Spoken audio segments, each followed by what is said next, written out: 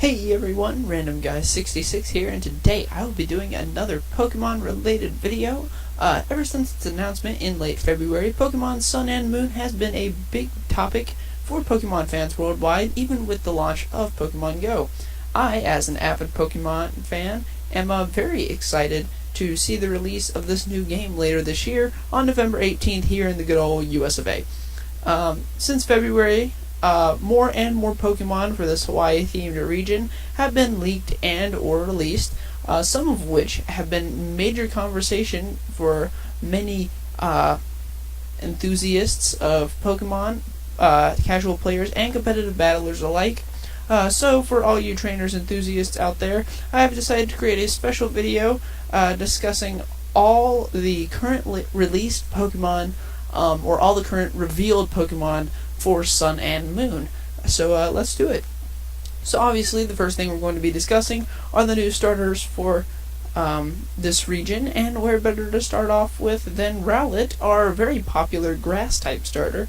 Rowlet is a grass flying type, classified as the grass quill Pokemon. It knows the Overgrow ability, and its current moves are Peck and a new move called Leafage, which it knows as soon as you start your journey with it.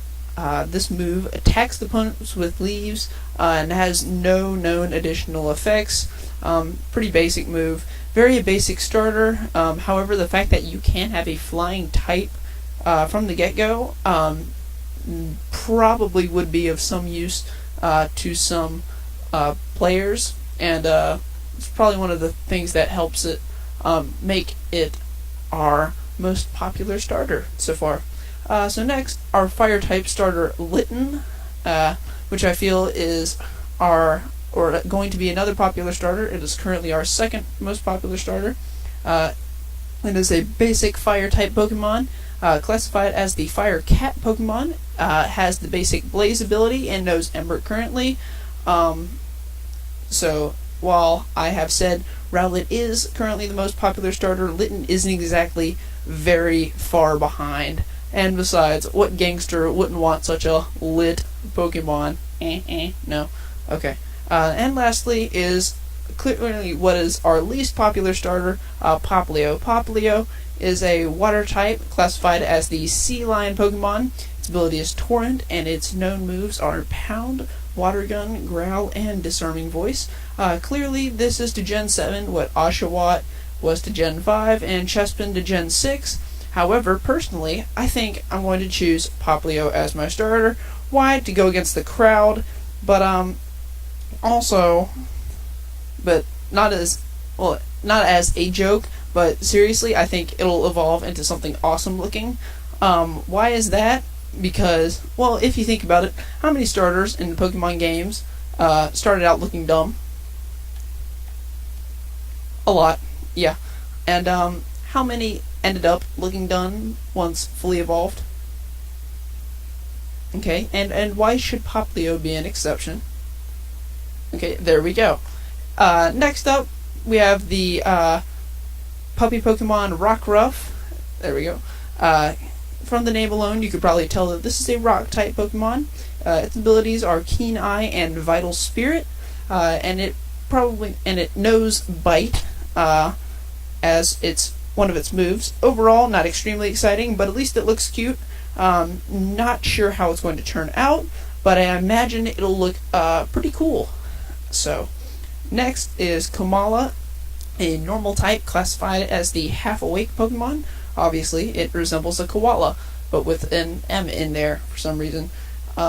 Knows a new ability called Comatose, which means that it will only be affected by the sleep status condition. Other words, moves like Thunder Wave and Toxic won't affect it because they cause a status condition other than sleep. This is definitely a very helpful ability because it isn't too often that your Pokemon get put to sleep. However, poisoning and paralysis do happen quite a lot, so this is definitely a great new ability. Next up is our new bird Pokemon to the region, Pikipek, which is the Woodpecker Pokemon. It is a normal flying type. For those of you who aren't going to choose Rowlet as your starter, here's a flying type for you. It knows Keen Eye and Skill Link as its two possible abilities, and is one of 8 current Pokemon that has a skill link as an ability. I am very excited to see what this evolves into. Hopefully it'll turn out something cool like Staraptor or a Talonflame or something like that. So next is what I like to call the Donald Trump Pokemon, Young Goose, the Lordering Pokemon. It's a normal type Pokemon that resembles a mongoose or a ferret with a Donald Trump haircut. I mean, just look at that. Look at that resemblance. Its abilities are Strong Jaw and a new ability called Stakeout, which allows it to deal double the normal damage if the opponent just switched into battle. Its current known moves are Sand Attack. I personally am not a big fan.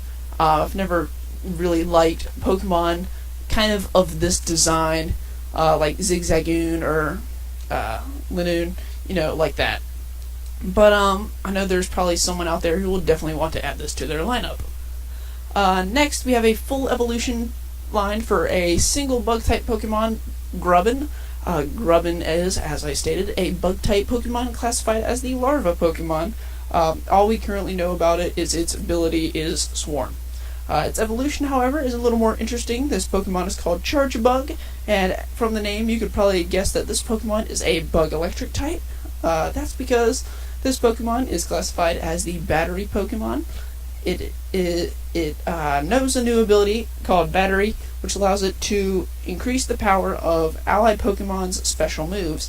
Its only known move is Spark right now. And lastly, of the Evolution 9, Vikavolt, the Stag Beetle Pokemon. This is an electric bug Pokemon with the ability Levitate, which makes it immune to ground moves. That's awesome. It also knows Zap Cannon, which I guess is cool, even if the move only has 50% accuracy. I've never been a huge fan of bug types, but this evolution line makes me excited, and I really want to add this to my party. I can't wait to see how it performs in-game. Next, we have our first dragon and a new typing of Pokemon, Drampa. Drampa is a normal dragon type classified as the Placid Pokemon, has the abilities Sap Sipper, and a new ability called Berserk, which increases special attack if its HP gets below 50%. Its current known moves are Dragon Breath, and according to the description, they live in mountains 10,000 feet above sea level, so I'm assuming they'll probably only be found in mountainous regions. Also, we have Brookseh, a water psychic type. Brookseh is classified as the Gnash Teeth Pokemon. It also knows the new ability Dazzling, which prevents move with an increased speed priority from hitting. It also knows the ability Strong Jaw, and its only known move is Psywave. Personally, it kind of reminds me of a Basculin crossed with a Piranha and then given a pink makeover. Not a huge fan, although I can see it being helpful to those in need of a water type. Next, we have Cutiefly. Cutiefly is classified as the Bee-Fly Pokemon and is the first Bug Fairy type Pokemon. It has the abilities Shield Dust and Honey Gatherer, and its only known move is Fairy Wind. This is definitely a very visually appealing and quite a cute Pokemon, as is most other fairy types. I'm curious to see if there are going to be any new moves added due to this Pokemon's addition. Togedemaru is another Pokemon, Steel Electric type, classified as the Roly-Poly Pokemon, or Roly-Poly Pokemon, sorry if you didn't catch that. Its abilities are Iron Barbs and Lightning Rod, and it currently knows Discharge and Tackle. I really hope this Pokemon gets an evolution, because as it is, it doesn't look extremely promising. However, the fact that it is Steel Electric makes it extremely strong defensively, with the exception of Ground. So, this next Pokemon has caused quite an uproar in the Pokemon community recently, especially among the competitive battlers, and for good reason. This Pokemon is Salandit, the first ever Fire Poison type. The Toxic Lizard Pokemon, it knows Toxic as one of its moves, which is quite fitting. And if the typing wasn't enough to be, or wasn't enough of an offensive powerhouse, just listen to the description of its new ability, Corrosion. Okay? The Corrosion ability allows Salandit to inflict poison status on any Pokemon, including poison and steel types. that is ridiculously OP. Okay, I don't know how its ability interacts with other abilities like Kamala's Comatose, but what I do know is that I want this Pokemon on my team because it looks sick. I'd love to see what its evolution is going to look like. Next on the list, Beware is a new normal fighting type. It is classified as the Strong Arm Pokemon, and it knows Hammer Arm as one of its known moves. Has the Klutz ability, as well as a new ability called Fluffy. Fluffy ability halves the damage taken by physical moves, but it also doubles damage taken by fire moves, so basically it's a slightly worse version of Fur Coat. Overall, it doesn't have really any good abilities. However, by reading the description, I would expect this Pokemon to have extremely high attack stats. Okay. Next Pokemon has taken the internet by storm, the ever-popular Mimikyu. Mimikyu is a new typing of Ghost Fairy and is classified as the Disguise Pokemon. It has the new ability Disguise, which allows it to avoid damage for one turn, and then its appearance changes. It also knows Slash. According to the description, the reason, which is probably the reason why Mimikyu is popular, Mimikyu is so dreadfully lonely that it covers itself with a cloth and tries to make it look like Pikachu in order to make friends with humans, okay? Like, how depressing is that? No wonder everyone loves and just feels sorry for this tiny little creature. Okay, next we have the Bug Water type Pokemon Wimpod. It is the Turn-Tail Pokemon, and it kind of resembles a horseshoe crab. Knows Struggle Bug as a known move, and a new ability, Wimp Out. When Wimpod's health drops below 50% in battle, it will run away or swap with another Pokemon. I don't really like this ability because I don't fully understand it. It kind of sounds like this Pokemon will be difficult to catch and difficult to use in battle. However, a free switch out is nice, so I guess if you have the ability to control which Pokemon switches out, then this ability isn't too bad. Next, we have the Grass-type Pokemon Bounsweet. Bounsweet is classified as the Fruit Pokemon. We don't know anything about no moves, and its abilities are Leaf Guard and Oblivious, two decent defensive abilities. Not too exciting, but hey, at least looks kind of cute. Comfey is another fairy-type Pokemon, and is classified as the Posy Picker Pokemon. It has the abilities Flower Veil and a new ability called Triage, which allows healing and restorative moves have the highest priority in battle. This new ability fits the description of Comfey surprisingly well, or pretty well at least, as it supposedly helps in Pokemon centers and hospitals. It resembles a Hawaiian lei to me. However, it, given its size of 4 inches tall, it probably makes more sense as a bracelet. And last for our normal Pokemon, we have come to Mossdale, the Draft Horse Pokemon. Mossdale is a ground type with the own tempo ability, a strong defensive ability, as well as a new ability Stamina. Stamina increases defense by 1 if hit by an attack. Okay. It also knows the new ground type move called High Horsepower, which currently has no special or added effects. However, after reading Mossdale's description, it sounds like it will be a very high attack and defense Pokemon, and I think I'll want to add this to my lineup. So now we're getting into some pretty special Pokemon, okay? First, we have Tappa Coco, the guardian deity of Melee Island, one of the islands in the Alola region, okay? Tappa Coco is an electric fairy type, classified as the land spirit Pokemon, has the new ability Electric Surge, which activates electric terrain once sent out. It also knows the new move Nature's Madness, which reduces the opponent's hit points by half, which is pretty cool. I love the cool looking protective shells on its arms, and I feel like they need to be there, otherwise it probably looks like this Pokemon would be designed too small looking for it to be a legendary. Okay, now for the 2 legendary Pokemon, starting with Soulgaleo. Soulgaleo, as seen on the box art for Pokemon Sun, is a psychic steel type, classified as the Sun-A Pokemon. I think that's how you say it. It has the new ability Full Metal Body, which means its stats cannot be lowered by an opponent's moves or the opponent's ability. It will also activate its special Radiant Sun phase when it uses some moves, and has a very cool looking move called Sunsteel Strike, I knew I was going to say that, which remains unaffected by the opponent's abilities. Overall, very cool looking Pokemon.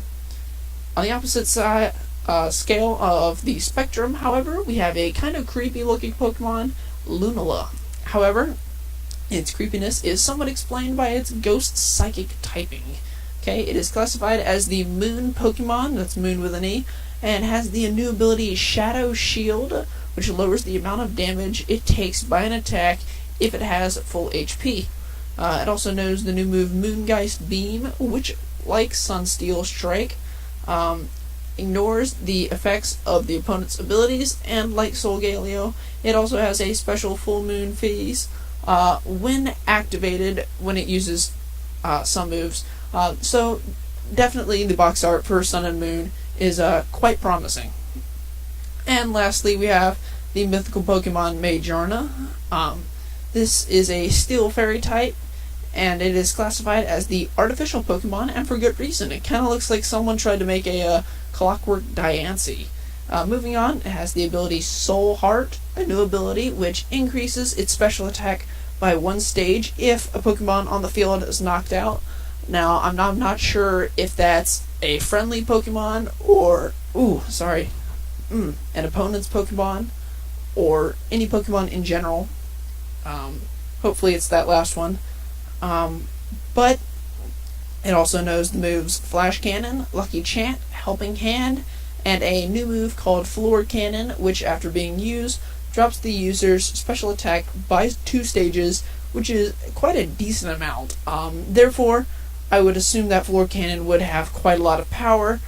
Otherwise, that special attack drop might not make it worth it. So, anyways, that's going to do it for the video today, guys. Hope you guys enjoyed and found it quite interesting.